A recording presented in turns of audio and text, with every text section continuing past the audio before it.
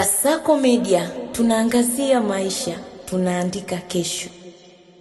Katika msimu huu wa sikukuu ya wapendanao, yaani Valentine Day, hauna haja kwenda porini kuhangaika kutafuta mchawi wa kusaidia kustawisha penzi lako kama liko mashakani. Dawa ya kuimarisha penzi ni ndogo tu. Tembelea eneo la hifadhi ya Ngorongoro ambao ni kivutio namba 1 cha utalii barani Afrika.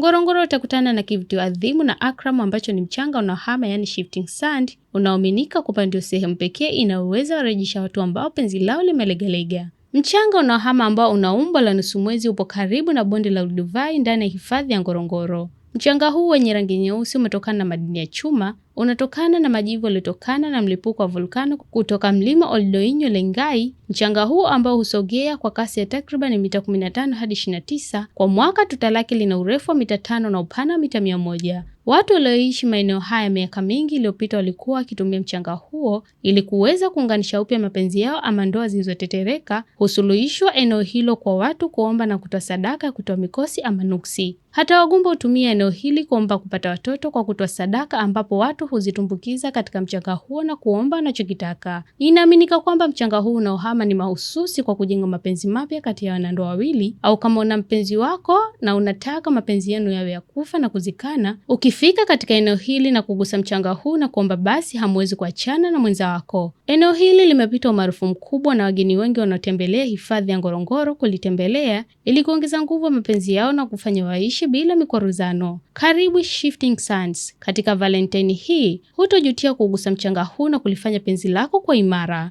Nikusihi mtazamaji wa Kasako Media, kwa update zaidi unaweza kutufuatilia kupitia mitandao yetu mbalimbali ya kijamii, ambapo Instagram na Facebook ni Kasako Media. Kasako Media, tunaangazia maisha, tunaandika kesho.